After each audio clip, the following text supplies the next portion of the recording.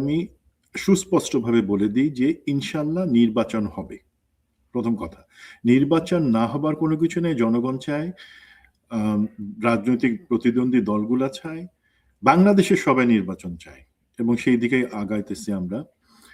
বাংলাদেশের বাইরে বা বিতাড়িত হাসিনার আওয়ামী লীগ তারা হয়তো চায় না তাদেরকে ছাড়া একটা নির্বাচন হোক, বা যেই দেশে তারা আশ্রয় নিচ্ছে ভারত, তারাও চায় না যে আওয়ামী লীগকে বাদ দিয়ে তাদের সবসময়ের সাথী নির্বাচন হোক। তো সেই জায়গাটাতে হয়তো সন্দেহ থাকতে পারে। আমরা দেশে বাংলাদেশি যারা, আমরা বাংলাদেশি, আমরা অবশ্যই নির্বাচন চাই। এখন মনে রাখতে হবে এই যে নির্বাচন, সেটা কিন্তু ইতিহাসের সব থেকে গুরুত্বপূর্ণ নির্বাচন বাংলাদেশের জন্য। আমরা ৭১-এর নির্বাচন ছিল, ৯১-এর নির্বাচন ছিল, ২০০৮-এর নির্বাচন ছিল, কিন্তু সবকিছু ছাপায় এটা প্রতিবারই নির্বাচন হয়েছে কিন্তু কোন রাজনৈতিক দলটা ক্ষমতায় আসবে সেটা নির্ধারণের জন্য, জনগণ কাকে আনবে। বাট এইবারের নির্বাচনটা আলাদা। এখানে আমরা রাষ্ট্র ব্যবস্থা কিভাবে চাই এবং সেই রাষ্ট্র ব্যবস্থায় কাকে আমরা দেখতে চাই সরকার হিসাবে, সেইটা নির্ধারণের নির্বাচন।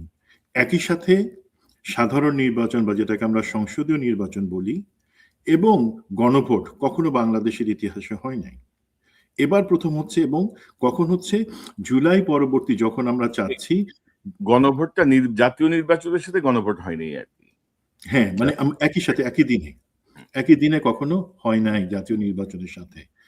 তো এই আলোকে আমাদেরকে বুঝতে হবে যে কত ইম্পর্টেন্ট একটা নির্বাচন, যেখানে আমরা সিদ্ধান্ত নিব যে আমরা আগের সেই সিস্টেমে ফেরত যাব নাকি আমরা সিস্টেমটাকে চেঞ্জ করার মতন সাহস রাখি জাতি হিসাবে, এবং সেটা আমাদের হকটা আমরা আদায় করে নেই কিনা।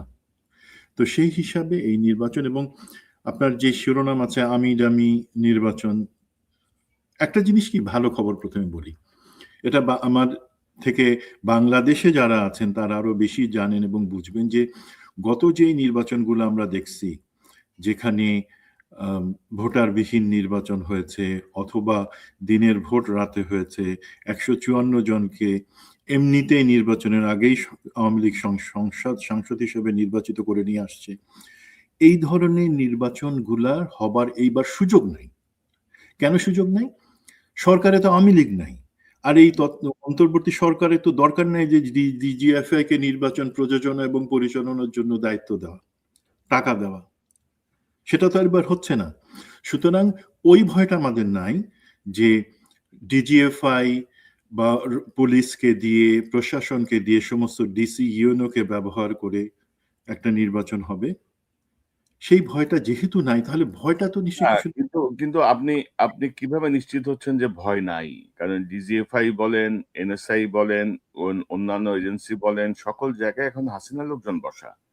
এবং আপনি যদি এবার নমিনেশনের দিকে তাকান বিভিন্ন দলের, বিএনপি বলেন, জামাতও বলেন, যে আওয়ামী ঘরানা ঘনিষ্ঠ অনেককেই তারা নিয়ে এসেছেন, অনেককে তারা তোয়াজ করছেন, অনেককে তারা খুশি করছেন, এবং ভেতরে তো এই শক্তি তো বিদ্যমান। এই শক্তি কি ইউনূস হাত দিতে পারছে? এই শক্তিতে ডক্টর ইউনূস পারে নাই তো। তারা তো আপনি কিভাবে ভাবছেন যে ডিজিএফআই এবার ইন্টারফারেন্স করবে না, বা সরকার হয়তো চাইবে না, কিন্তু তারা তো চাইলে করতে পারে, তাই না? সেই ঝুঁকি তো আছে। জি জি, আপনার কথায় যুক্তি আছে, বাট আমি আমাদের দর্শক এবং জনগণকে আশ্বস্ত করার জন্য আমার পয়েন্ট অফ ভিউ যেটা বলি সেটা হচ্ছে, সবসময় কিন্তু সব দলে গাদ্দাররা ঢুকে যায়। যেমন একটা জিনিস হচ্ছে, জামাত, বিএনপি বা অন্যান্য দলগুলো ক্রেডিট নিতেছে আওয়ামী লীগের এতজন আমাদের এখানে জয়েন করছে, নেতারা রাজনীতির মাঠে জনসভায় পরিচয় করায় দিতেছেন এরা আমাদের বন্ধু, এই ধরনের জিনিসপত্র নমিনেশন দিচ্ছেন। সেটা হয়, সবসময় হয়েছে, গাদ্দাররা নির্বাচনে সুযোগ নেওয়ার জন্য আরেক দলে জয়েন করে, সেটাকে আমি খুব দেখি না। এখন ডিজিএফআই, এনএসআই এদের মাধ্যমে বা প্রশাসনকে কাজে লাগায় কেন এটা হওয়ার সম্ভাবনা আমি দেখছি না। আপনি যদি ম্যাগনিচিউডটা চিন্তা করেন, যখন এই 18 এবং 24-এর নির্বাচনগুলো হয়, বিশেষ করে 18-র যেটা দিনের ভোট রাতে, সেই জায়গায় কিন্তু সিস্টেমেটিক ভাবে নির্দেশনা দিয়ে ডিজিএফআই এর কাজই তখন ছিল প্রশাসনকে ব্যবহার করা হবে, সেনাবাহিনী, বিজিবি তারা সম্পূর্ণভাবে কেন্দ্রের কাছে আসতে পারবে না, ক্যাম্পে বসে থাকবে। আগের সপ্তাহেতে এবং আগের রাতে বস্তায় বস্তায় করে টাকা পাঠানো হয়েছে। আগের রাতে অ্যাম্বুলেন্সে করে প্রতিটা কেন্দ্রে ব্যালট পেপার সিল মারা সেখানে পাঠানো হয়েছে এবং সেগুলো ভরা হয়েছে। আগের রাতে এই জিনিসগুলো করা হয়েছে।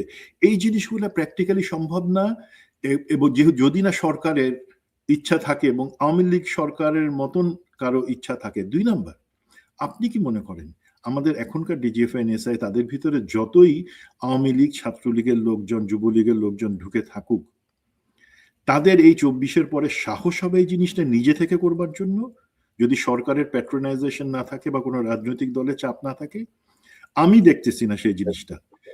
দেন আরেকটা জিনিস হলো, এই জিনিসটা করবার জন্য যে মিডিয়া বা অন্যান্য জিনিস এর আড়ালে নিয়ে বা মিডিয়াকে কিনে নিয়ে, ধরেন প্রথম আলোর মতিউর রহমান এবং মাহফুজ সাহেব, ওনারা কিন্তু ওনাদের, আমার যতদূর মনে হয় ওনারা এখন ওই হাদির ঘটনার পর থেকে প্রতিদিনই ডবল স্পিডে ওনারা বাথরুমে যান। ওনারা জানেন সো মিডিয়ার এত সাহস হবে না জিনিসটাকে ছুপাই যাওয়া যে এই ধরনের জিনিস হচ্ছে। সেই আলোকে আমি মনে করি, দেখেন এনএসআই এর কথা আমি যদি একটু এক্সাম্পল দিই, এনএসআই তে কিন্তু প্রায় অর্ধেক লোককে ওএসডি করে রাখা হয়েছে, যারা ছাত্রলীগ যুবলীগের সেই গুন্ডাগুলা যারা এনএসআই এর পদ ব্যবহার করে দেশে সন্ত্রাস চালাতো, তারা ওএসডি। 13 জন অফিসারকে এনএসআই নিজে থেকে দুদকের হাতে তুলে দিয়েছে দুর্নীতির অভিযোগ তদন্ত করে দেখে শাস্তিমূলক ব্যবস্থা নেওয়ার জন্য। সো এই জায়গাগুলোতে তাদের সেই চাপটা আছে, তারা জানে যে সেখানে আগানো যাবে না। তো হতে পারে তার মধ্যে যদি কোনো রাজনৈতিক দল আমাদের দেশের তারা কোনো ফেভার পাওয়ার জন্য কোনো আন্ডারহ্যান্ডে আসে, বাট সেটা সম্ভাবনা আমি দেখি কম। এই প্রেক্ষাপটে আমি একটা জিনিস বলি কি, দেখেন আমাদের দেশে তত্ত্বাবধায়ক সরকারের আন্ডারে যে 4টা নির্বাচন হয়েছে, ফেব্রুয়ারি 1996 একটা ফর্মালিটি নির্বাচন ছিল, তা বাদ রেখে 91, 96, 2001, 2008 আমার নিজের হিসাবে নির্বাচনে ভোট গ্রহণ, আমি নির্বাচনের আগের পরিস্থিতি কিভাবে দল ভাঙা হয়েছে, কিভাবে বিএনপিকে 2008-এ ইলেকশনে প্রার্থী দেওয়ারই সুযোগ দেওয়া হয় নাই, জেলে রাখা হয়েছে, মিডিয়া ক্যাম্পেইন চালানো হয়েছে, ভারতের সেট আপে নির্বাচনগুলাকে প্রভাবিত করা হয়েছে, সেই পার্ট। আমার ফোকাস হচ্ছে নির্বাচনে আমি বাংলাদেশের নাগরিক, 18 বছর প্লাস বয়স, আমি আমার ভোট যাকে খুশি তাকে দিব, সেই কনসেপ্টের কথা যদি চিন্তা করি, এই 4টা নির্বাচন কিন্তু আমি বলবো অবাধ এবং সুষ্ঠু হয়েছে মোটামুটি একটা সাধারণ মানে। এর বাদে যত নির্বাচন তার আগে এবং পরে আমরা জানি সেগুলোর কোনোটাই সুষ্ঠু হয় নাই। এটা হচ্ছে প্রথম জিনিস। বাট সেটা কি খুব বেশি ইম্প্যাক্ট করছে আমাদেরকে এই 15 বছরের হাসিনার যেই দুঃশাসন সেটা ছাড়া? ঠিক আছে, কোনো পার্টি জিতবার ছিল, বাট এইবারের নির্বাচনটা সুষ্ঠু করা এবং একই সাথে সেই নির্বাচনে ভোট ডাকাতি শুধু না, তার বাদে যাতে মারামারি হানাহানি বা কোনো প্রাণহানি না হয় সেটা নিশ্চিত করা কিন্তু আমাদের জন্য অনেক অনেক দরকার। সেই দরকারটা কেন সেটা আমি পরে আসছি। প্রথমে ভাই আপনি যদি সময় দেন আমি একটা জিনিস একটু বলি, স্ট্যাটিস্টিক্স বলি। জি। আমাদের এই নির্বাচনের সময় এখন তো অ্যাকচুয়ালি সবকিছুর দায়িত্ব ইভেন প্রশাসনের রদবদল থেকে শুরু করে কি হবে সেগুলো নির্বাচন কমিশনের, এবং নির্বাচন কমিশনে কিন্তু বেসিক্যালি একজন, মানে ব্রিগেডিয়ার জেনারেল ফজল, উনিই দায়িত্ব পালন করতেছেন, বাকি সবাই তার হাতে তার ঘাড়ে সবকিছু দিয়ে বলছে ভাই আপনি করেন আপনি করেন, তার অভিজ্ঞতা আছে, তার ম্যাচুরিটি আছে, সেই কারণে হয়তো সেটা একটা পেইনফুল ব্যাপার, বাট সেইভাবে হচ্ছে।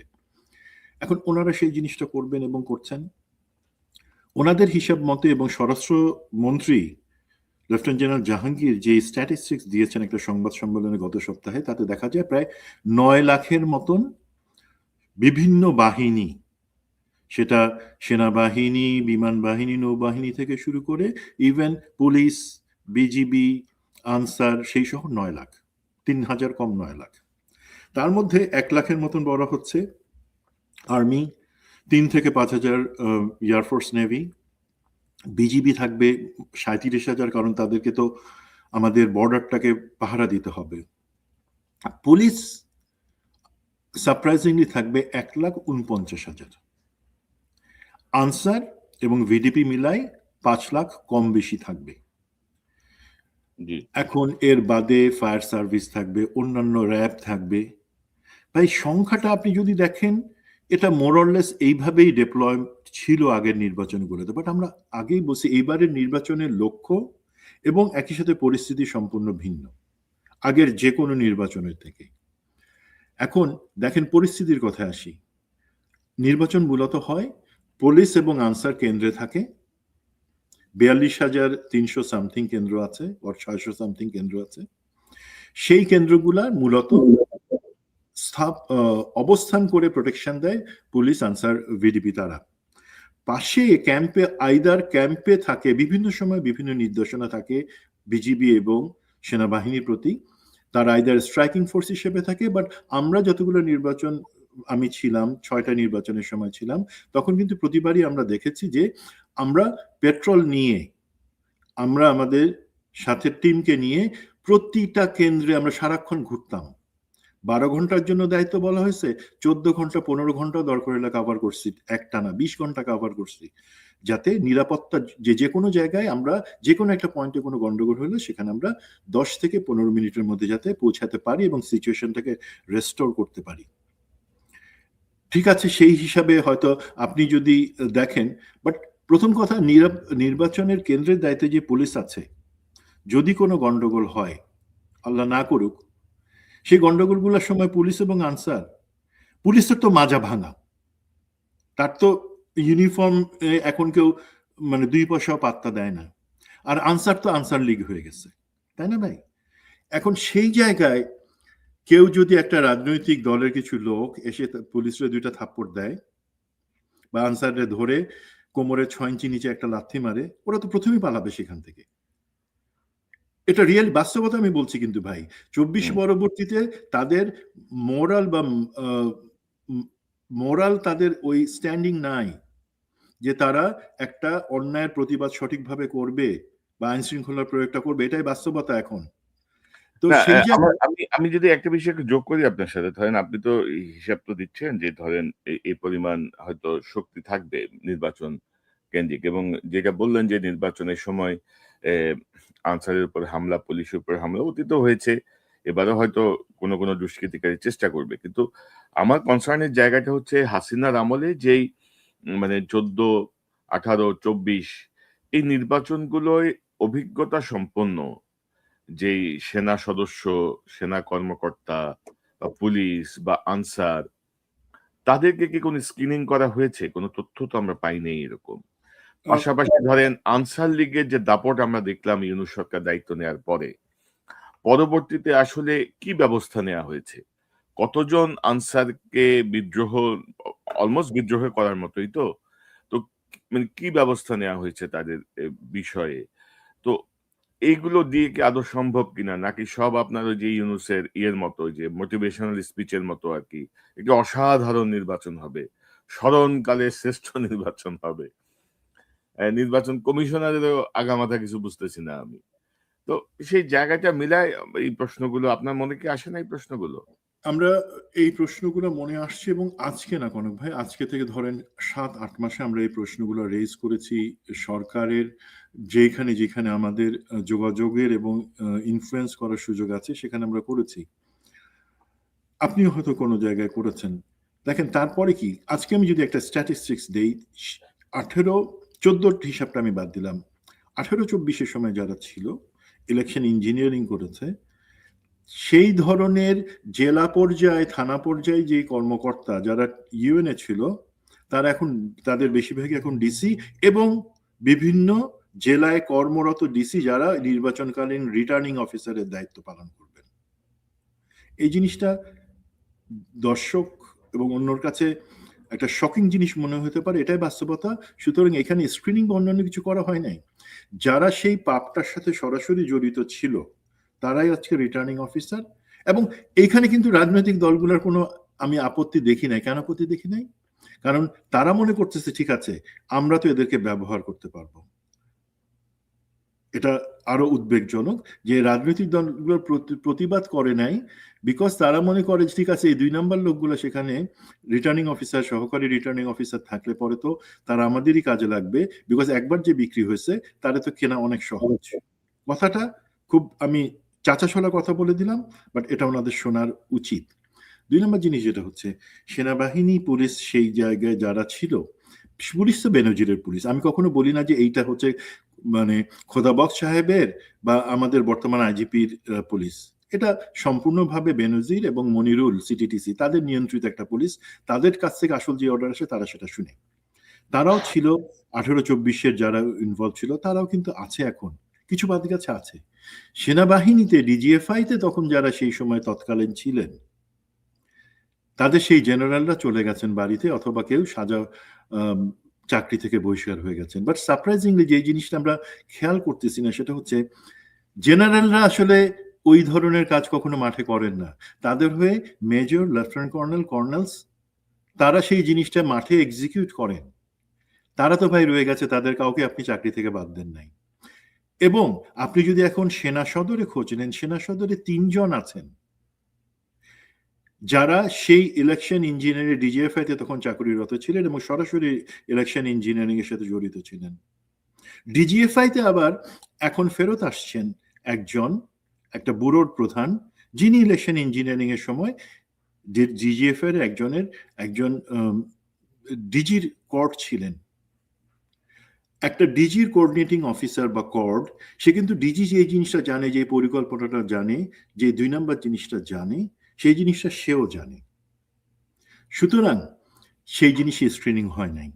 আমরা মনে করতেছি ঠিক আছে, তারা তো দুর্বল হয়ে গেছে, তারা বিপজ্জনক না। সাপ কখনো দুর্বল হয় না। সাপ জন্ম থেকে মৃত্যু পর্যন্ত বিপজ্জনক, এই জিনিসটা আমাদেরকে মনে রাখতে হবে এবং এই স্ক্রিনের জিনিসটাতে আসতে হবে। তো এখন যেটা আমরা দেখলাম যে এটাতে ফেরত আসি, যে পুলিশ, আনসার আগে যেভাবে প্রতিটা নির্বাচনে তারাই কেন্দ্র, মোটামুটি 80% ক্ষেত্রে কেন্দ্র সামলানো, কোনো হালকা গোলযোগ হইলে সেটা সামলানোর জন্য যথেষ্ট ছিল, এবার সেটা হবে না। যে কোনো জায়গায় একটা কিছু শুরু হলে তার প্রথম দৌড়টা তারা দিবে এবং কোন দিকে দৌড় দেবে কেউ জানবে না, অস্ত্র ফেলে দৌড়াবে। তো তখন সাথে সাথে বিজিবি এবং সেনাবাহিনীর হেল্প চাইতে হবে। তারা যদি আসে, আমি মনে করি বর্তমান যে পরিকল্পনা সে অনুযায়ী 10 থেকে 15 মিনিটের মধ্যে আসবে। 10 থেকে 15 মিনিট যে সময়, সেখানে প্রতিটা দলের এজেন্ট থাকার পরেও যারা সেখানে পুলিশ এবং আনসারকে দৌড়াইতে বাধ্য করবে, তারা ব্যালট বাক্সে 15 মিনিটের মধ্যে নির্বাচনের ফল নির্ধারণী যতগুলা ব্যালট ঢুকানো দরকার সেগুলো ঢুকাতে পারবে। এটা আমরা জানি, এটা পরীক্ষিত যে 15 মিনিট যথেষ্ট। ব্যালট বাক্সগুলো একটা কেন্দ্রের যদি 6টা বুথে থাকে এবং ব্যালট বাক্স সেখানে ধরেন 12-15টা থাকে, প্রতিটাতে ঢুকাই দেবে। তো এই যে ভয়টা আছে, এখন এটাকে এইভাবে চলবে? প্রতিবাদ করবে আরেকটা দল। জামাত তো বলছে যে তারা শহীদি তাদের কাছে ড্রিম একটা। তো সেখানে মারামারি হবে, সংঘাত হবে। সেই সংঘাতটাকে ঠেকানোর জন্য তখন অবশ্যই সেখানে নিরাপত্তা বাহিনী বা অন্য সবাই পুলিশ, সেনা, র্যাব সেখানে আসবে। বাট সিচুয়েশনটা কি হচ্ছে দেখেন, একদিক থেকে নির্বাচন হয়ে যাচ্ছে ত্রুটিপূর্ণ এবং গোলযোগপূর্ণ, আর একই সাথে সহিংসতায় ভরে যাচ্ছে। এখন আপনি বলতে পারেন যে এটা তো আগেও হওয়ার সম্ভাবনা ছিল। নো, আগে সেই সম্ভাবনা অনেক কম ছিল, বিকজ আমি আগেও বলেছি পুলিশ এবং আনসারের প্রতি আমাদের রেসপেক্ট ছিল। তারা কিছু বললে সেটা শুনতো। অন্তত তারা যেই মুহূর্তে গোলযোগ শুরু হয়েছে সেইখান থেকে 15 মিনিট পর্যন্ত সবকিছু ঠেকায় রাখতে পারতো, এর মধ্যে আবার আর্মি এবং বিজিবি চলে আসতে পারতো। এখন সেটা পারবে না, প্রথমেই তারা দৌড় কম্পিটিশনে নামবে। তো এই জিনিসটা আমার মনে হয় না সরকার সেভাবে দেখছে। এটার কি সমাধান থাকতে পারে সেটা আমরা পরে আসি। হ্যাঁ, বাট এটা হচ্ছে সিচুয়েশন।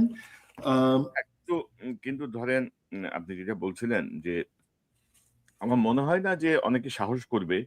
ধরেন রিটার্নিং অফিসারদের কিছু কিছু তো আমরা ভূমিকা দেখলাম মনোনয়নপত্র বাছাই এবং ইয়েতে তাদের আলগা পিরিত দেখলাম আমরা। বাট এর বাইরেও ধরেন হয় কি, ধরেন একজন সেনা অফিসার হিসেবে আপনি জানেন যে নিয়মের মধ্যে থেকে আপনি কিভাবে মোচড়টা দিলে এটা মানে কোন দিকে যাবে। একজন আমলাও সেটা জানে। যেমন একজন সাংবাদিক জানে যে কোন শব্দটা আমি আগে লিখলে বা কোন শব্দটা পরে লিখলে, যেটা প্রথম আলোরা করে আরকি। যে মানে টোটাল মিনিংটা চেঞ্জ হয়ে যাবে। মানে যে পড়বে তার মাথায় অন্য জিনিস ঢুকবে। তো এগুলো হচ্ছে বিষয়। মানে আফসোসের জায়গাটা হচ্ছে যে এতগুলা জীবন যাওয়ার পরেও আমাদের কোনো মানে বোধোদয় হইল না।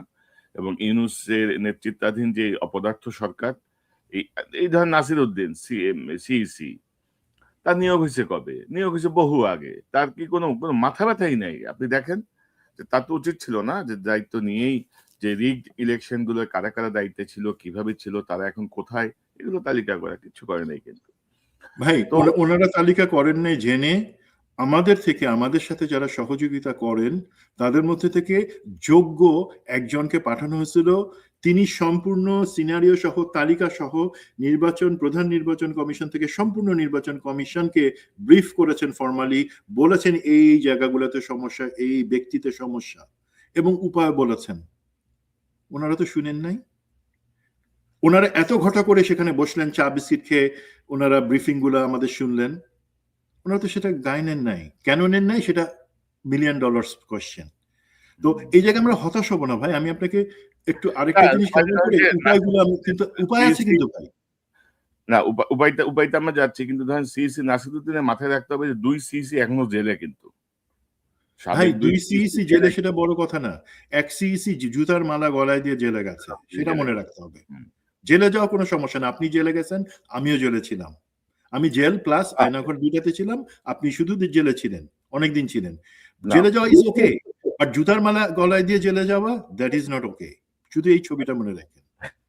মানে ধরেন যে এরা যে জেলে গেছে এবং এদের প্রতি যে মানুষের যে ঘৃণা, মানুষের যে ক্ষোভ, মানুষের অধিকার কেড়ে নেওয়ার যেই প্রচেষ্টায় তারা যুক্ত ছিল সরাসরি ভাবে, সেই জায়গাটা থেকে নাসিরুদ্দিন সাহেবরা কি শিক্ষা নিচ্ছে আমি জানি না। আর আপনি আপনার ওই যে ব্রিগেডিয়ার ফজল যিনি নির্বাচন কমিশনার, তার ব্যাপারে আপনি ইতিবাচক হলেও আমার কাছে তার ব্যাপারে অনেক নেগেটিভ খবর আছে। তার সঙ্গে আওয়ামী সংশ্লিষ্টতার অনেক বিষয় আছে। আমি অনুষ্ঠানের মাধ্যমে হুঁশিয়ার করতে চাই যে মানে এত এত ভালো না আর কি, বুঝছেন না? এত কি বলবো, মানে সাধু সেজে ভিতরে কিছু করবেন সেই প্রচেষ্টা করা বোধহয় ঠিক হবে না।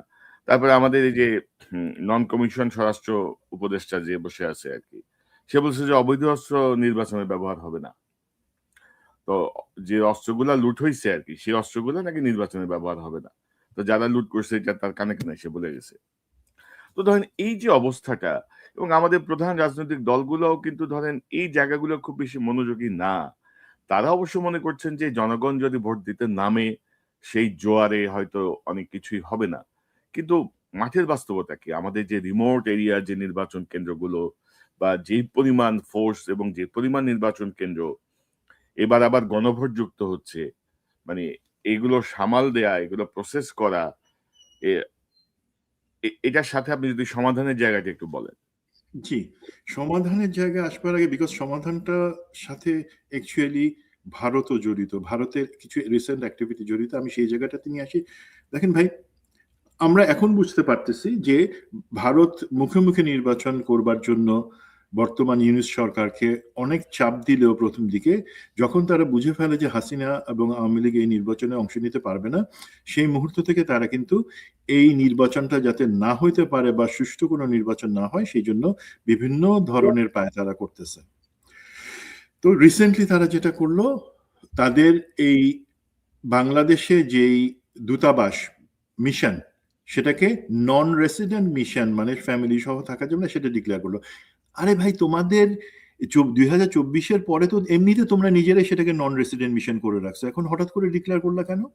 তার পিছনে কিন্তু একটু শানে নজুল আছে ভাই। সেটা হচ্ছে কি, তারা চায় যে বাংলাদেশকে একটা নিরাপত্তার ঝুঁকিতে থাকা দেশ হিসেবে বাইরের পৃথিবীর কাছে প্রমাণ করবার জন্য, এবং তাদের কিছু পরবর্তী পরিকল্পনা আছে সেটার সাথে এইটাকে যুক্ত করার জন্য। তারা এই যে ডিক্লারেশনটা দিচ্ছে গত সপ্তাহে, তার আগে 2 দিন ধরে কিন্তু ইউরোপিয়ান ইউনিয়নভুক্ত অনেক দেশ এবং প্রায় 20টার মতো দেশের অ্যাম্বাসেডর এবং হাই কমিশনারদের সাথে তারা যোগাযোগ করে কনভিন্স করার চেষ্টা করছে যে আমরা নিরাপত্তা ঝুঁকির কারণে বাংলাদেশ মিশনকে নন রেসিডেন্ট মিশন, যে ফ্যামিলি সহ না ফ্যামিলি ছাড়া মিশন, সেটা ডিক্লেয়ার করতে যাচ্ছি, তোমরা সেটা যেতে জয়েন করো। বাকি দেশগুলো বলে দিছে না, বাংলাদেশের পরিস্থিতি এমন না যে আমরা সেটা ডিক্লেয়ার করব। আর ইউকে সম্ভবত বলছে যে যদি প্রয়োজন হয় আমরা সেটাকে ট্রাভেল অ্যাডভাইজারি দিব, কখনো নন এই ধরনের কোনো সিচুয়েশন হয় নাই, বাট তারা তারপরে সেটা দিল। তার পরবর্তীতে তারা কি করলো, হাসিনাকে গত 23 তারিখে একটা বক্তৃতা দেওয়ার সুযোগ করে দিল পাবলিকলি এবং গভর্নমেন্ট অ্যারেঞ্জমেন্টে, কোনো বাধা ছাড়া। আরেক দেশের ফেরারি আসামি যে আরেক দেশ থেকে পালায় গিয়ে তার লোকজন নিয়ে সেখানে আছে, সেখানে তাকে সুযোগ করে দিয়ে একটা প্রচুর ডিপ্লোম্যাটিক নর্ম ভঙ্গ করলো।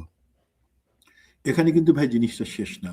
আমার যেটা মনে হয় এবং যেই জায়গাটাতে আমি শঙ্কিত সেটা হচ্ছে এটা ভারতের চালের একটা অংশ, যেই ক্ষেত্রে তারা যেটা চেষ্টা করতে পারে সেটা হচ্ছে ইলেকশনের সময় গোলযোগের জন্য আওয়ামী লীগের বেশ কিছু লোক, আওয়ামী লীগের লোক মানেই তো সে হচ্ছে ক্যাডার, সে হচ্ছে হুম, সন্ত্রাসী, তাদেরকে দেশের ভিতরে পুশ করা, বাংলাদেশের ভিতরে পুশ করবে এবং পুশ করার পরে কিছু নাশকতামূলক এবং অন্তর্ঘাতমূলক কাজ করাবে।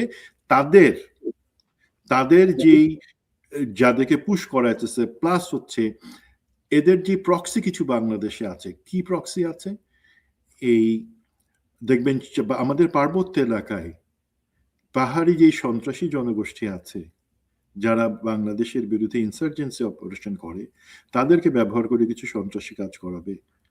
তারপরে আওয়ামী লীগের যে লোকজন আগে থেকে এখানে ছিল তাদের কাছে তো অস্ত্র, এই যে লুটের অস্ত্র তো স্বরাষ্ট্রমন্ত্রী তিনি আস্থাবান যে সেটা ব্যবহৃত হবে না। বাট আমার সাথে ভাই কারো গোপন কথা হয় না যে আমি জানবো আওয়ামী লীগের লোকজন সেটা ব্যবহার করবেন কি করবেন না। দেন আরো প্রক্সি আছে ভাই, যারা, যেটা ভয়ঙ্কর ভাই, আমি আপনার কাছে রাজনাথ সিং এর একটা ছোট্ট অডিও ক্লিপ পাঠিয়েছিলাম, যদি দেখেন সেখানে আমরা দেখতে পাই, ধরেন আমাদের চরমোনাইয়ের কথা যাকে বলা হয়, এবং কিছুটা অ্যালিগেশন আছে যে যারা আফগান তালেবান এবং তার সাথে এখানকার যে তালেবান তৈরি, যাদেরকে সশস্ত্র করার পিছনে ওনার দলের একটা সংশ্লিষ্টতার কথা মাঝে মাঝে উঠে আসে, তারা কিন্তু চুপ করে বসে থাকবে না, ভারত তাদেরকে কাজে লাগাবে দেশে নির্বাচনের ঠিক আগ মুহূর্তে, নির্বাচনকালীন এবং নির্বাচন পরবর্তী সহিংস এবং অস্থিতিশীল পরিবেশ তৈরি করবার জন্য। তাতে তাদের লাভ কি হবে ভাই? দেখেন, যদি আল্লাহ না করুক এই ধরনের একটা গোলযোগপূর্ণ সহিংস নির্বাচন হয়, তাহলে কিন্তু যেই দল হারবে তারা ইলেকশনের ফলাফল মেনে নিবে না, কারণ গোলযোগের তো প্রমাণ থাকবে সেখানে, ইন্টারন্যাশনাল মিডিয়া দেখবে, সবাই দেখবে যে গোলযোগ হয়েছে, সহিংসতা হয়েছে, মেনে নিবে না তারা। দ্বিতীয়ত যেটা হবে, যদি তার মধ্যেও জয়ী দল তারা সরকার গঠন করে, তাদেরকে কিন্তু এই আন্দোলন এবং মেনে না নেওয়ার যেই সংঘাত চলবে তার মধ্যে টিকে থাকবার জন্য, সরকারি কাজ চালানোর জন্য ঝুঁকতে হবে ভারতের সাহায্যের জন্য, যেটা হাসিনা সবসময় নিছে, যে বাংলাদেশের মানুষকে দমন করার জন্য সে ভারতকে ব্যবহার করছে, সে পুলিশকে ব্যবহার করছে, কিছু ক্ষেত্রে সেনাবাহিনী কিছু অসাধু কর্মকর্তাকে ব্যবহার করেছে। তো তার মানে সেই নতুন সরকার ভারতের উপর ঝুঁকবে এবং সেনাবাহিনীর উপর ঝুঁকবে সাহায্যের জন্য, যে আমাদেরকে টিকে থাকবার জন্য সাহায্য করো। কিভাবে সাহায্য করো? তাদের টার্মস মেনে। তাদের টার্মসের মধ্যে একটা কি আছে অন্যতম, হাসিনাকে আবার ফেরত আনতে হবে, আওয়ামী লীগকে আবার ফেরত আনতে হবে। তো ভারত কিন্তু হাসিনা শেষ দম না, ভারত কখনো যাবে না হাসিনার ডেড বডি ওইখানেই কবর দিতে বা বাংলাদেশে পাঠাইতে। তারা যাবে সুস্থ সবল শরীরের হাসিনা, এই পতিতাকে বাংলাদেশে ফেরত পাঠাইতে, তাদের যে স্টেক হোল্ডার হিসাবে তাদের স্বার্থ দেখবার জন্য। হাসিনা ছাড়া তাদের আর কোনো বিকল্প নাই। তারা বিএনপিতে ট্রাই করে দেখছে, জামাতে ট্রাই করে দেখছে, সব দিকে ট্রাই করে দেখছে, এনসিপি কে তারা ভাঙছে, বাট তারা দেখছে না হাসিনার বিকল্প ভারতের জন্য নাই। ওরা বলে না যে আওয়ামী লীগের এরা যে বাংলাদেশের জন্য হাসিনার বিকল্প নাই, আসল কথা হচ্ছে ভারতের জন্য হাসিনার কোনো বিকল্প নাই। তো তারা সেই জন্য তাকে পাঠানোর একটা সুযোগ তখন তৈরি করবে। এর বাদেও গ্লোবালি কিন্তু বাংলাদেশের অনেক দুর্নাম হবে, সাহায্য এবং বিনিয়োগ বন্ধ হওয়ার সুযোগ আছে। এই যেই জিনিসগুলা ভারত করবে ইলেকশনের সময়, কিসের সুযোগ নিয়ে? আমরা যদি ইলেকশনটাকে ঠিকমতো কন্ডাক্ট না করতে পারি, নিরাপত্তা না দিতে পারি, সবকিছুই কিন্তু ভারত তাদের অ্যাডভান্টেজে নেওয়ার চেষ্টা করবে। তো এই যে সিচুয়েশনটা আমি বললাম ভাই, রাজনাথের এটা আমি আপনাকে হোয়াটসঅ্যাপে দিয়েছিলাম, সেখানে এসে পরিষ্কারভাবে কিন্তু বলা আছে, তাদের প্রতিরক্ষা মন্ত্রী বলছে যে আফগান তালেবান এবং ভারত এখন সব থেকে সুস্পষ্ট বন্ধুর অবস্থায় আছে এবং তারা একে অপরকে সহযোগিতা করে, এবং তার কথায় সুস্পষ্ট ইঙ্গিত আছে যে তারা পাকিস্তান এবং বাংলাদেশে প্রয়োজন বোধে সেই আফগান তালেবানের সাহায্য নিয়ে তারা কিছু করতে পারে এবং চায়। সেই ক্লিপটা যদি আপনি এখন দেখাতে না পারেন, আপনি আপনার লিঙ্কে দিয়ে দেন, আমি লোকে আমি দেখে এটা বুঝতে দিয়ে দেব। পারবে। আমি এটা লিংকে দিয়ে দিব। তবে তবে ধরেন ভারত যতই চাক বা যেটাই বলুক, হাসিনার পুত্র কিন্তু সজীব ওয়াজেদ জয় কিন্তু হাসিনাকে বৃদ্ধা হিসেবে রাজনীতি থেকে মাইনাস করে দিয়েছে। আমি সাম্প্রতিক সময় আল জাজিরার এক সাংবাদিকের সঙ্গে ইন্টারভিউতে তিনি এই কথা বলেছেন। আমি ওই ক্লিপটা একটু আবার দেখাতে চাই। মানে আপনি তো বলছেন যে ভারত চাচ্ছে হাসিনাকে পুশ করতে, কিন্তু হাসিনা যে ইনভ্যালিড হয়ে গেছে এটা কিন্তু তার ছেলেই বলছে। আমি একটু ক্লিপটা একটু দেখাতে চাই সুমন ভাই। জি sure. indicated that your mother is planning to retire from Yes. politics. So after this, I mean, if she was ever able to, প্রথম you indicated that your mother is planning to retire from Yes. politics. So after this, I mean, if she was ever able to go back to Bangladesh, she's not going to be in the political space anymore? No, she's old. My mother's elderly. This was going to be her last term anyway. She wanted to retire. So this is, in a sense, the end of the Hasina era. Possibly, yes. Okay. So you're saying that if the Awami League does get a chance to re-enter Bangladesh politics, it'll be without her. Yeah. কথা কিন্তু একদম পরিষ্কার। So ভাই ভারত এখানে কপচি করে খুব বেশি লাভ হবে বলে আমার মনে হয় না। কারণ আমি আপনার সাথে একমত যে সজীব ওয়াদের জয় ওরফে ছাগল জয় এই কথাটা বলছে, সেটা প্রমাণ আছে। বাট এখন কি তাহলে তো জয় গত 15 বছরে যে কথাগুলো বলছে সেগুলোকেও আমার কাছে সেন্সিবল কথা বলে মেনে নিতে হয়, সত্যি কথা বলে মেনে নিতে হয়। আমার কাছে কেন জানি মনে হয় হয় এই ছাগলটা না বুঝে বলছে এই কথাগুলা, অথবা এটা একটা চাল হতে পারে আমাদেরকে বোকা বানানোর জন্য, ভারতের পক্ষে বলবার জন্য যে সে এখানে আসবে না। না, আমি এখানে আরেকটা অ্যাঙ্গেলে দেখছি। ধরেন সন্তান হিসেবে সে তো তার মায়ের শারীরিক অবস্থা জানে, তাই না? তার মায়ের সঙ্গে তো তার ধরেন ইন পার্সন দেখা হয়েছে, হয়তো ভিডিও কলে রেগুলার কথা হয়। সে টোটাল বিষয়টা মিলে একটা অ্যাসেসমেন্ট করতে পারে। মানে এইটাকে ধরেন হয় না অনেক সময় যে আমি জানি আমার মায়ের স্বাস্থ্যের অবস্থা কি, হ্যাঁ, আপনি জানেন আপনার মায়ের স্বাস্থ্যের অবস্থা কি, তো আপনি ধরেন কথা বলতে গিয়ে বলে ফেললেন যে না নাই, হয়তো মাই হয়তো বলছে না আমি আর পারতেছি না রে বাপ, এই এত পারতেছি না, হইতে পারে। তো যাই হোক, তো এটা আমি বললাম আর কি, যে আমার মনে হয় না যে হাসিনা বয়স কত, ধরেন 80, হাসিনার বয়স তো এখন 80। জি জি। তো 80 বছর বয়সী একটা বৃদ্ধ মহিলা দেশে ফিরে আবার কি করবে, এটা তো মানে এটা একটা দুর্ভাগ্যজনক বিষয়। তো শুনুন ভাই, আপনি ধরেন যদি আমরা বলি যে ধর নির্বাচনের বাকি আছে আর 17 দিন, মানে 17 দিন আগে এই জাতীয় আলোচনা করাটাও আমাদের জন্য একটু মানে কি বলবো দুঃখজনক আর কি, যে আমাদের এই মুহূর্তে নির্বাচনের এক ধরনের ক্যাম্পেইনে থাকা উচিত ছিল যে কাকে ভোট দিবেন, কিভাবে ভোট দিবেন, কেন ভোট দিবেন। তো সেই জায়গাটায় কি কি পদক্ষেপ নেওয়া যেতে পারে, আপনি কি মনে করেন? কোন পদক্ষেপগুলো এই মুহূর্তে নির্বাচন কমিশন, আমাদের সরকার নিতে পারে সুষ্ঠু নির্বাচনের জন্য, এই জাতীয় সীমাবদ্ধতাগুলোকে অতিক্রম করার জন্য? জি, প্রথমত আমি টাচ করব, ধরেন অনেক কিছু বলার আছে আমাদের রাজনৈতিক দলগুলো, বিশেষত প্রধান যে রাজনৈতিক দলগুলো নির্বাচনে পার্টিসিপেট করতেছে, তারা যে সার্কাসের ক্লাউনের মতো কিছু কিছু কাজ করতেছে, সেই জায়গা নিয়ে আমি কিছু বলবো না। এগুলো হচ্ছে 1 নাম্বার সেন্সিটিভ, এটা আমার ফোকাসও না আজকে, আমি রাজনৈতিক বিশ্লেষকও না, এবং আমার ভাই মার খাওয়ার ইচ্ছা নাই, আমি মার খুব ভয় পাই। হ্যাঁ, এখন যেটা হলো একটু প্রথমে নির্বাচন কমিশনে আসি। নির্বাচন কমিশনের আসলে যে ফ্যাক্ট হচ্ছে, একটা কমিশন আছে, নির্বাচন কমিশনার, ওনার প্রধান নির্বাচন কমিশনার, ওনার সাথে 5 জন নির্বাচন কমিশনার আছেন, বিভিন্ন যোগ্যতায় তারা এসছেন। বাট দিন শেষে তারা এই ব্রিগেডিয়ার জেনারেল ফজল, ওনাকে দিয়েই সব কথা বলাচ্ছে, ওনাকে দিয়েই সব কাজ করাচ্ছে, তাদের ধারণা যে সে বোধহয় সবকিছু বুঝে, সুতরাং তাকে দিয়ে করব। এবং আপনি যে জিনিসটার কথা বলেছেন সেটা হ্যাঁ আমিও শুনেছি, সেটা আমার কাছেও খারাপ লাগে। বাট দেখেন, একই সাথে আমি আস্থা রাখতে চাই ব্রিগেডিয়ার জেনারেল ফজল, উনি কিন্তু এই তারেক সিদ্দিকী এবং মামুন খালেদ, লেফটেন্যান্ট জেনারেল মামুন খালেদ, এদের অনেক দুর্নীতি ধরে ফেলা এবং সেটা আটকানোর অনেক চেষ্টা করছিলেন। উনি যখন OC commandant S army security নিচ্ছিলেন সেই অবস্থায়, এবং তাদের রোশান হওয়ার পরে ওনাকে কিন্তু শেষ পর্যন্ত অকালে মানে অবসরে যেতে হয়।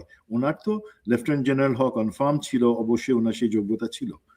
এখন এবং আপনি যদি খেয়াল করেন, জুলাইয়ের 26 তারিখে 2024 সালে যখন তপ্ত অবস্থা, সাহস করে উনি কিন্তু শহীদ আবু সাইদকে নিয়ে একটা সুন্দর কবিতা উনি তৈরি করছিলেন, এবং সেটার অডিও আমাদের কাছে অনেক ইন্সপিরেশনাল ছিল। এই গুণগুলো আছে ওনার। উনি একটা কোর্সের সোর্ড বিএসইউ হাইলি কোয়ালিফাইড অফিসার, বাট ওনার কাছে সেই কারণে এক্সপেকটেশনটাও বেশি। ওনার কাছ থেকে কিছু কারণ কি মনে রাখতে হবে, নির্বাচন কমিশনে শুধু ব্রিগেডিয়ার জেনারেল ফজল না, প্রত্যেকে কিন্তু ওনারা সাংবিধানিকভাবে দায়িত্বপ্রাপ্ত শপথ নেয়া লোক। ওনাদেরকে কিন্তু কেউ ছাঁটাই করতে পারবে না। ওনাদেরকে হয় পদত্যাগ করতে হবে, নাহলে সুপ্রিম জুডিশিয়াল কাউন্সিল তৈরি করে তার মাধ্যমে ওনাদেরকে পদত্যাগে বাধ্য করা হতে পারে। তার মানে আমরা আশা করি কি একজন বিচারপতির কাছ থেকে যে ব্যবহার, যে বিজ্ঞতা এবং যেই ধরনের একনিষ্ঠতা আমরা আশা করি, সেই একই জিনিস ওনাদের কাছ থেকে আমরা আশা করছি। সেখানে ওনারা একজনের কাঁধে দিয়ে কোথায় নির্বাচন কমিশনে সবাই করলো কি এই ঋণ খেলাপি আর ডুয়াল সিটিজেন তাদের বৈধতা দিল, বাট কার মুখ থেকে বলা হলো? ব্রিগেডিয়ার জেনারেল ফজল বলে ফেললেন যে মনে কষ্ট নিয়ে উনি দিচ্ছেন। আরে ভাই, প্রধান নির্বাচন কমিশন চুপ থাকেন কেন? তিনি বলেন না কেন এই কথাটা? আপনার কি দায়িত্ব নিয়ে কথা বলতে লজ্জা লাগে? আপনার তো সেটা হওয়ার কথা না। দেন ঠিক আছে, যতটুকু ভুল হওয়ার হয়ে গেছে, আমি বিশ্বাস করি নির্বাচন কমিশন। আমি এটা বলতে চাচ্ছিলাম যে বিচারপতিদের মর্যাদায়, বিচারপতিদের যে আচরণ বিধি, সেই আচরণ বিধিতে বিচারপতিরা অনেকের সঙ্গে যোগাযোগ রাখতে পারেন না, অনেকের সঙ্গে মিক্সিং করতে পারেন না। এক্স্যাক্টলি সেই জায়গাটাতেই আমি বলছি যে ওনার সঙ্গে যেসব যোগাযোগ হচ্ছে বা যা কিছু হচ্ছে, উনি যদি মনে করেন যে এগুলো সব গোপনে হচ্ছে, তাহলে উনি ভুল করবেন আর কি। তো জি জি, এটা অবশ্যই সেই জায়গায় আচরণে ওনাদেরকে, ওনারা কিন্তু কোনো মিসকনসেপশন, মিসপারসেপশন সেগুলো তৈরি করে ওনারা ক্ষতিগ্রস্ত যতটা হবেন, তার থেকে বেশি ক্ষতিগ্রস্ত হবে বাংলাদেশের জনগণ ওনাদের সামান্য ভুলের কারণে। তো এখন ওনারা যে জিনিসটা করতে পারেন, তার মানে আমরা যদি দেখলাম যে পুলিশ এবং আনসার শুধু এখনকার পরিস্থিতিতে যথেষ্ট না, তো আগের মতো নির্বাচন কমিশনের জন্য আমার রিকোয়েস্ট, আগের মতন আপনারা যে আর্মি হয় ক্যাম্পে নাহলে টহল দেবে শুধু তা না, 13,000 ভালনারেবল বা ঝুঁকিপূর্ণ কেন্দ্র আপনারা আইডেন্টিফাই করেছেন 43,000-এর মধ্যে। সেই 13,000-এর জন্য আপনাদের অতিরিক্ত ফোর্স এবং স্ট্যাটিক, মানে যারা কেন্দ্রে থেকে, সেখানে বিজিবি এবং সেনাবাহিনী মিলায় যদি এক সেকশন তৈরি করা হয়, যারা সেই 13,000 কেন্দ্রে থেকে তার দায়িত্ব পালন করবেন, নিরাপত্তার দায়িত্ব, তাহলে কিন্তু সেই ঝুঁকিপূর্ণ কেন্দ্রগুলো থেকে আমরা ওই সহিংসতা বা অন্য কিছু হয়তো সেই ভয়টা থাকবে না ইনশাআল্লাহ। তো এখন সেটা করতে হচ্ছে সময়। দেখেন আপনি সিসিটিভি ক্যামেরা লাগাচ্ছে প্রতিটা কেন্দ্রে, এর মধ্যে 43,000-এর মধ্যে কয় হাজার ভেঙে ফেলছে দেখছেন আপনি? ভেঙে ফেলতেছে লোকজন। বডি ক্যাম দেয়া হচ্ছে, যেটা খুবই এফেক্টিভ, যে একজন নির্বাচনী কর্মকর্তার কাছে বডিতে ক্যামেরা থাকবে, যেটা অনলাইন থাকবে সারাক্ষণ। আপনি কেন্দ্র হলো 43,000, আপনি দিচ্ছেন 25,000 বডি ক্যাম। কেন? মানে বাকিগুলা তা মনে করেন বডি ক্যামের দরকার নাই? টাকা কি খুব বেশি লাগতো? খরচ তো এমনিতেই করছেন, আমাদের না, জনগণের টাকায় খরচ করতেছেন। আমি এখানে দ্বিমত পোষণ করি। ধরেন বাংলাদেশের জন্য যে body cam, CC camera, drone, এগুলো হচ্ছে পয়সা খাওয়ার ধান্দা। মানে নির্বাচন কমিশনের এই এখন নতুন পয়সা তো খেয়ে ফেলছে ভাই, আপনার আমার ওয়ালেট তো খালি করে ফেলছে, হুম, হুম, হুম। সেইগুলো তো খালি, এখন সেটা তো কাজে লাগাইতে হবে। আমি ইভিএম এর সময় সেইটাতে দেখি না, ইভিএম, ওই সময় সিসি ক্যামেরা বহু কিছু হয়েছে, সব লুটপাট হয়ে গেছে। এগুলো হচ্ছে যে পয়সা খাওয়ার ধান্দা। তো জি, তার থেকে যদি তো আমি সেটাও হয়, বাট আমি আশা রাখতে চাই যে physical presence of the most effective troops, সেনাবাহিনী, বিজিবি বা বিডিআর, তাদেরকে সেখানে রাখা। দেন আরেকটা জিনিস হচ্ছে যে নির্বাচন কালীন সেই পরিস্থিতি আমাদের যে টুলস বা কমিউনিকেশন ব্যবস্থা, সেই জিনিসগুলোকে ইফেক্টিভ করা। তো এর বাদে এখন এইটুকু আমার কিন্তু চাহিদা, তারা কোনো পক্ষপাত করবেন না, তারা সেই জায়গায় সেটাকে এফেক্টিভ রাখবেন, সেটা হচ্ছে আমাদের চাহিদা। এর বাদে আমাকে এখন আসেন সরকারের কাছ থেকে আমি কি চাবো? সরকার একটা লেভেল প্লেইং ফিল্ড বলছেন যে তারা তৈরি করেছেন, গুড, আমি অ্যাপ্রিসিয়েট করি। তো সরকারকে নির্দেশনা দিতে হবে। সরকারি যে, ধরেন আপনি জেনারেল জাহাঙ্গীরের কথা বললেন, উনি অস্ত্র নিয়ে একটা কথা বলেছেন যে সে অস্ত্র ব্যবহার হবে না, আপনি বলেন সেটা আপনি নিশ্চয়তা পাচ্ছেন, তাহলে যারা বৈধ অস্ত্রের মালিক, যাদেরকে আপনি চেক করে বৈধ অস্ত্র দিয়েছেন, তাদের কাছ থেকে আপনি অস্ত্র নিয়ে নিচ্ছেন, বাট সে অবৈধ অস্ত্র ব্যবহার হচ্ছে না। মাঠে সেনাবাহিনী আছে ম্যাজিস্ট্রেসি পাওয়ার নিয়ে, তাদেরকে আপনি বাধ্য করাতে পারলেন না ইফেক্টিভলি অস্ত্র উদ্ধার অভিযান করবার জন্য। এখনো সেটা বজায় আছে যে অস্ত্র উদ্ধার অভিযান, সেই জিনিসটা হচ্ছে না। আরেকটা জিনিস আমি বলি, সরকারের থেকে কি সিগন্যাল? ভারত সমস্ত দূতাবাসের সাথে যোগাযোগ করলো যে বাংলাদেশে নন রেসিডেন্ট ডিক্লেয়ার করার জন্য গত সপ্তাহে, এবং গত পরশুদিন 23 তারিখে তারা হাসিনাকে আমাদের বিরুদ্ধে আগ্রাসী দেশের সরকার উৎখাতের জন্য বক্তব্য দিয়ে অ্যালাউ করলো। সেখানে হাসিনা কিন্তু, আপনি গতকাল যে প্রোগ্রামে করেছেন, একটা জিনিস আমি খেয়াল করছিলাম যে সে তার বক্তব্য দিয়েছে সরকার উৎখাত করবার জন্য, একটা নির্বাচন, মানে দেশে প্রতিষ্ঠিত একটা অন্তর্বর্তীকালীন সরকারকে উৎখাতের জন্য সে সেখানে জ্বালাময় বক্তৃতা এবং হিংসা, নির্বাচনকালীন হিংসা প্রতিহিংসার সে ডাক দিচ্ছে। যেই মাটিতে বসে সে ডাক দিল, সেই মাটির ভারতের প্রজাতন্ত্র দিবসে আপনারা কিভাবে তার পরদিনই, তার ঠিক একদিন পরে 24 তারিখে আপনারা প্রধান অতিথি হিসেবে জ্বালানি উপদেষ্টাকে পাঠান। জ্বালানি উপদেষ্টা যখনই সেখানে যায় তখন একটা মেসেজ ভারতকে দেয়া হয়ে যায়। কি মেসেজ? ভাই এক গালে থাপ্পড় দিচ্ছে ঠিক আছে, আরেকটা গাল বাড়াই দিলাম, সেই গালেও থাপ্পড় দাও।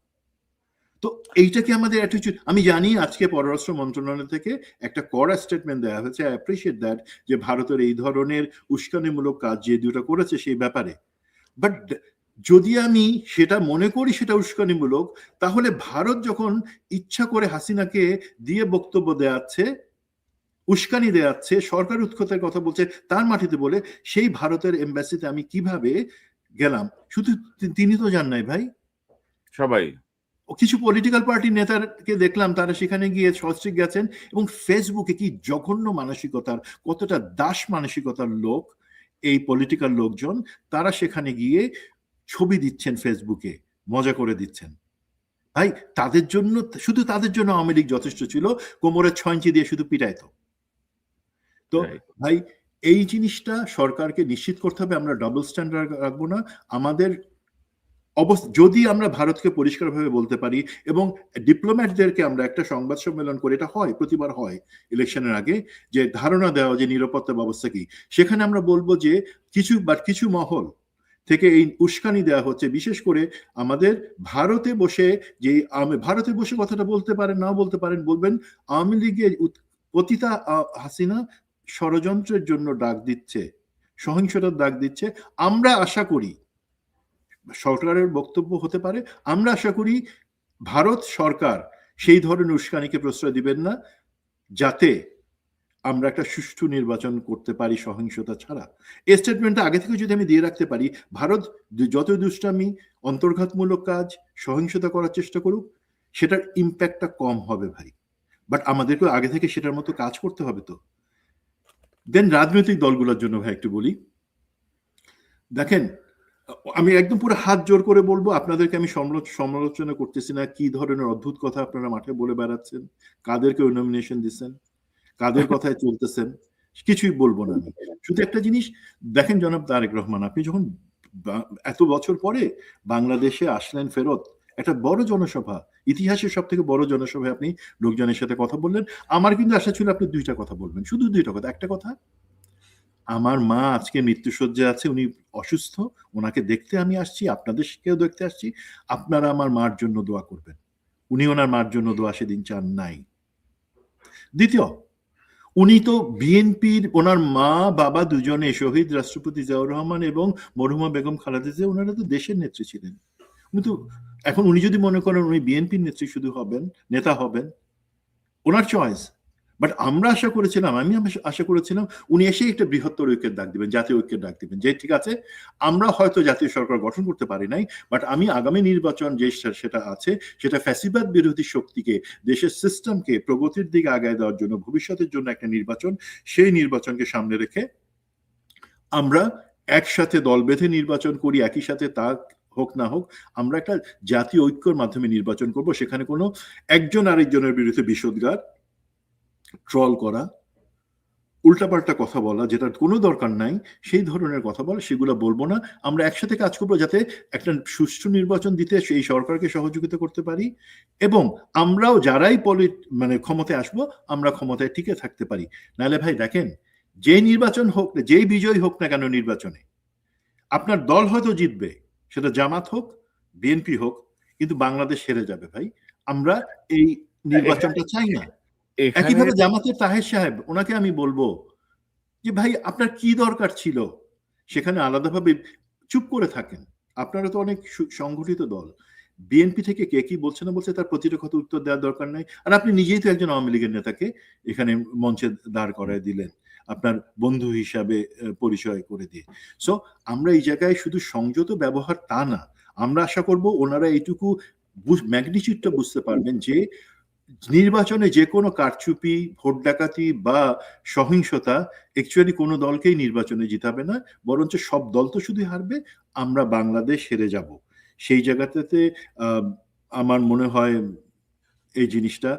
আর আরেকটা জিনিস রাজনৈতিক দলগুলোর প্রতি আহ্বান, আপনারা নির্বাচনী ম্যানিফেস্টো বের করেছেন, কেউ কেউ এখনো করেন নাই, অনেক কিছু রাখছেন ভাই। একটা জিনিস আপনারা 4টা জিনিস ক্লিয়ার করবেন। এক নম্বর হচ্ছে আপনারা নির্বাচনে কোনো সহিংসতা চান না এবং সেটা হতে দিবেন না।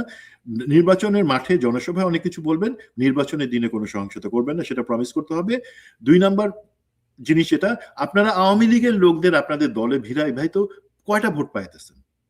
এরা তো বাতিল জিনিস। এথিক্যালি কোনো আওয়ামী লীগের লোকের তো রাজনৈতিক টেকনিক্যালি পারে, ইথিক্যালি পারে না। বাংলাদেশের কোনো রাজনৈতিক দলে যুক্ত হয়ে রাজনীতি করতে পারে না। তারা যদি নেনই তাদেরকে, তারা তো ভাই আওয়ামী বিষটা আপনার মধুর মধ্যে ঢুকাইতেছে। আপনার দল যদি মধুর দল হয়ে থাকে তার মধ্যে তারা ঢুকাই দিতেছে। বরঞ্চ সেই ক্ষেত্রে যেটা হয়, দলের ত্যাগী কর্মীরা তারা সংক্ষুব্ধ হয় এবং তারা দলের প্রতি এবং ভোটাররা আপনার এলাকার তারা কিন্তু কষ্ট পায় যে এই আওয়ামী লীগ এই এত কাজ করার পরে আপনার কোলে বসে তারা দুধ খাচ্ছে। That is bad, that is simply bad. Then সেনাবাহিনী এবং অন্য সবার জন্য যেটা হতে পারে, এবং সুমন ভাই, আমি মনে করি যে জুলাই বিপ্লবের পরে আমাদের সেনাবাহিনী বলেন, পুলিশ বলেন, প্রশাসন বলেন, মানে এটা ভাবলে ভুল হবে যে মানুষের মধ্যে ওই চেতনা মরে গেছে, মানে মানুষ অনেক কিছুই মেনে নিবে, এটা ভাবার কোনো কারণ নাই। এনসিপির কিছু নেতা ডিরেইলড হয়ে গেছে বা তারা জুলাইকে বেঁচে খাইছে অনেকে, তার মানে এই না যে জুলাই বিপ্লবের চেতনা শেষ হয়ে গেছে। জুলাই বিপ্লবটা সংগঠিত হয়েছিল ওই সাধারণ মানুষের অংশগ্রহণে, ছাত্রদের কেউ কেউ নেতৃত্বে ছিল, বাট মূলত ছিল সাধারণ ছাত্র জনতা এবং বিভিন্ন রাজনৈতিক দলের নেতাকর্মী।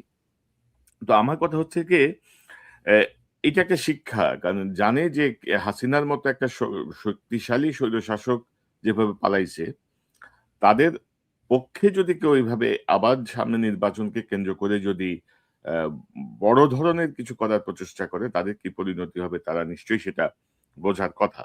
তো আমার কথা হচ্ছে নির্বাচনে বাকি হচ্ছে 17 দিন। এই 17 দিনে আসলে যেহেতু বিএনপি বলছে একটা জাতীয় সরকার করবে, জামাত এর আমির জনাব তারেক রহমান সাহেবের সঙ্গে যখন কথা বলতে গেছেন, ওই যে শোক বইতে স্বাক্ষর করে, তিনিও বলেছেন যে নির্বাচনের পরে সরকার গঠনের আগে আমরা আবার বসবো। তো সব মিলায় ধরেন কিছু ইঙ্গিত আছে যে একটা জাতীয় সরকার বা একটা ঐক্যমত্যের সরকারের মতো।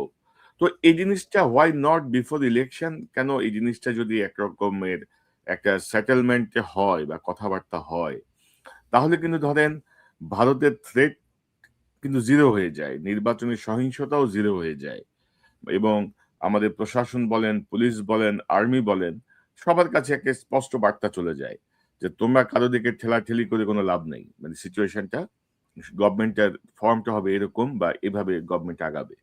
এবং আপনি তো ইশতেহারের কথা বলছেন, আমি মনে করি যে স্পষ্টভাবে সবাইকে ক্লিয়ার করতে হবে যে হ্যাঁ ভোট এবং জুলাই বিপ্লবের যে চেতনা, যে সংস্কারের যে ধারণা, সেটার দিকে। সো এবারে সামনের গভর্নমেন্টটা কিন্তু নর্মাল গভর্নমেন্ট না, কিন্তু মানে হ্যাঁ ভোটের পরবর্তী কিছু সংস্কারের মাধ্যমে একটা সরকার কিন্তু। তো সেই জায়গাটা এখনই যদি একটা ঐক্যমত্যে আমরা আসতে পারি বা একটা আউটলাইনে আমরা আসতে পারি, আমার তো মনে হয় এটা খারাপ হয় না। আপনি কি জি, শুধু তাদের মানে ভোট পাওয়ার জন্য এই জিনিসটা ইম্পর্টেন্ট।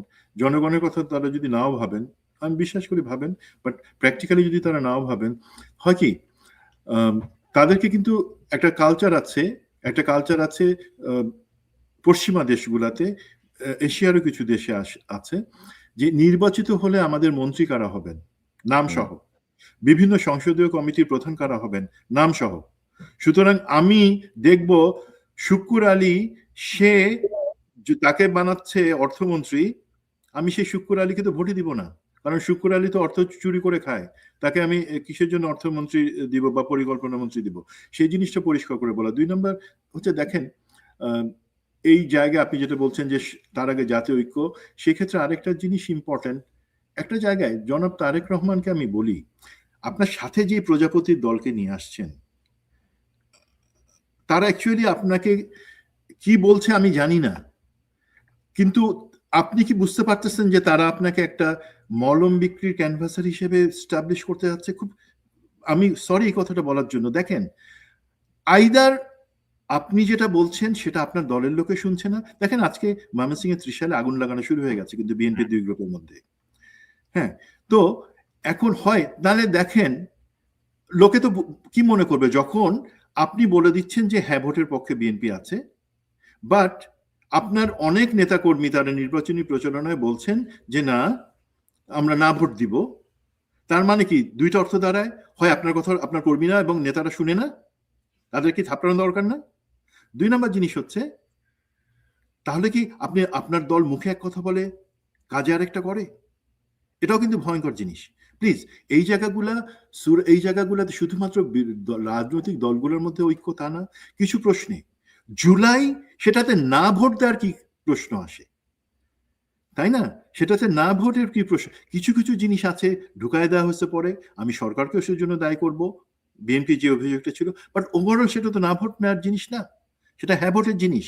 এবং না, সেটা আমরা এবং সুমন ভাই প্রকাশ্যে জিএম কাদের না ভোটের পক্ষে প্রচারণা করার পরেও কিন্তু সে ঘুরে বেড়াচ্ছে, তাদের কেউ ধরতেছে না কিন্তু। ভাই আমার যতদূর মনে হয় বাটা শু কোম্পানি স্যান্ডেল বানানো কমায় দিছে, অথবা স্যান্ডেলের দাম অনেক বেড়ে গেছে, ডিমের দামও দেশে অনেক বেড়ে গেছে। আমার কেন জানি মনে হইতেছে ভাই ওনার এই প্রকাশ্যে কথা বলার পরও প্রকাশ্যে ঘুরে ঘুরে বেড়ার জিনিসটা থেকে মনে হইতেছে জনগণ বুঝবে। এখন ভাই আরেকটা জিনিস, এখন তারেক জনাব সরি আমি ভাবছিলাম পলিটিক্যাল, দেখেন জনাব তারেক রহমানের জন্য কাজটা কিন্তু সহজ, শফিক সাহেবের জন্য কাজটা সহজ না। তাকে একটা দলকে চালাতে হতেছে যাদের প্রত্যেকে মানে সাফার করা, বিএনপিও সাফার করেছে, বাট জনাব তারেক রহমানকে কিন্তু নতুন করে পলিসি, এই যে কিছু লোক আছে লন্ডনে বসে বাংলাদেশ সম্পর্কে রিসার্চের কিছু জিনিস বানায়, কিছু মলম বানায় ওনার হাতে ধরা দিছে, ওনার বোঝা হচ্ছে দিজ আর রং। আমি বলি ওনার সামনে কিন্তু এখানে কোনো চেতনার দরকার নাই, আদর্শ শহীদ জিয়া স্বাধীনতা এবং জাতীয়তাবাদী আদর্শ এবং একটা দল তৈরি করে গেছেন। বেগম জিয়া দেশের সার্বভৌমত্বের প্রশ্নে আপোষহীন থাকার একটা নীতি তৈরি করে, সিম্পল এই তিনটা জিনিস নিয়ে আপনি আগান, আর কোনো কিছুর দরকার হবে না। বলেন তো আজকে বেগম জিয়া ওনার ইন্তেকালের পরে ওনাকে নিয়ে কেন কেউ কথা বলে না? ওনার আদর্শটাই তো সব থেকে বড় ছিল এখানে আমাদের টিকে থাকবার জন্য। তার যারা বলে না তারা কি মনে করতেছে যে তাকে বাদ দিয়ে নতুন নেতা নতুন ধারণা এস্টাবলিশ করা যাবে?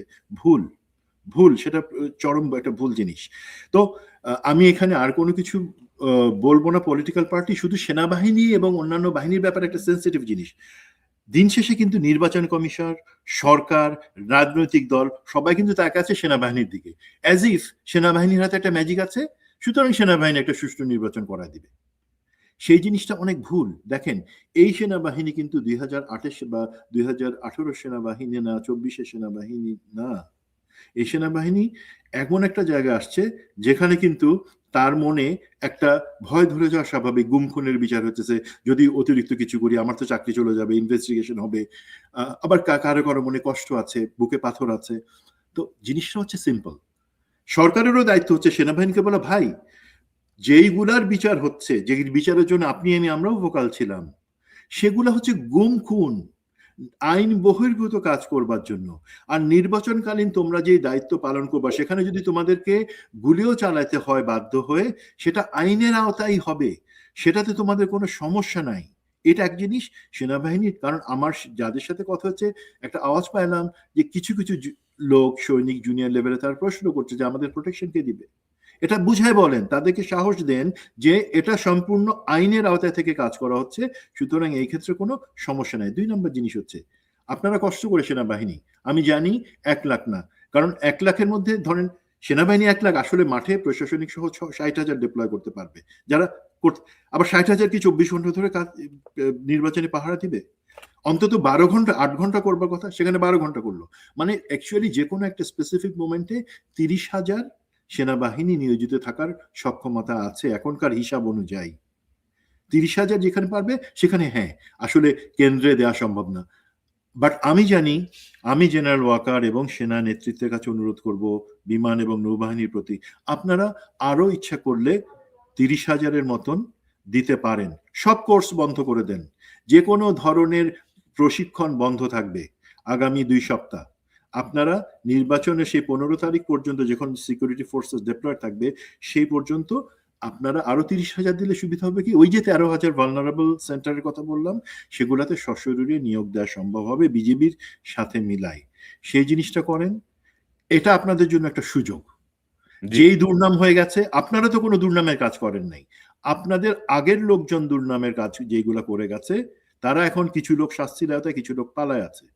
আপনারা জাতির কাছে প্রমাণ করেন, কষ্ট করে, এতদিন তো কষ্ট করছেন, 1.5 বছর ধরে আপনারা মাঠে, এখন যেটা করেন, আপনার আরেকটু কষ্ট করে সবকিছু বাদ দিয়ে ম্যাক্সিমাম পসিবল ফোর্সেসকে পাঠান।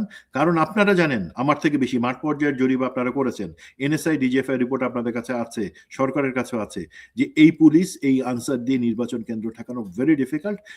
ভালনারেবল গুলোতে আপনাদের থাকতেই হবে ফিজিক্যালি, সেটা নিশ্চিত করেন।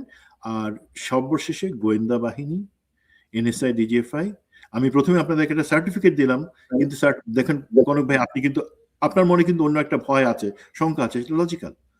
তো সার্টিফিকেটটা যাতে আমি ঠিক দিছি সেটা একটু প্রমাণ করেন আপনাদের স্বার্থে। আপনাদের সুযোগ আছে, যেহেতু এখন আপনাদের ওই ব্যস্ত থাকতে হবে না ওই মানে ইলেকশন ইঞ্জিনিয়ারিং এর কামলা খাটার জন্য। গোয়েন্দা তথ্যগুলা সঠিকভাবে প্রবাহটা রাখেন, নিশ্চিত করেন যে কোনো একটা ঘটনা ঘটার আগেই যাতে, বিশেষ করে সীমান্ত এলাকা এবং ভালনারেবল যে জেলাগুলো আমাদের আছে, সেই জেলাগুলোতে এই ধরনের নাশকতার কাজ যাতে না হয়, সেটা ঠেকানোর জন্য যতদূর সম্ভব সংশ্লিষ্ট সংস্থাদেরকে আপনারা দেন।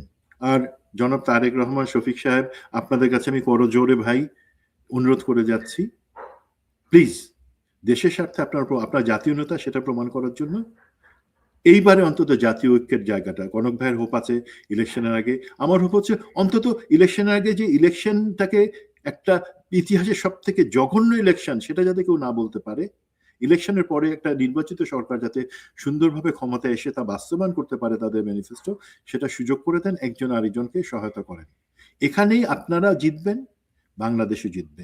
ধন্যবাদ। জি সুমন, আপনাকে অসংখ্য ধন্যবাদ আপনার মূল্যবান অংশগ্রহণের জন্য। ধন্যবাদ। আসসালামু আলাইকুম।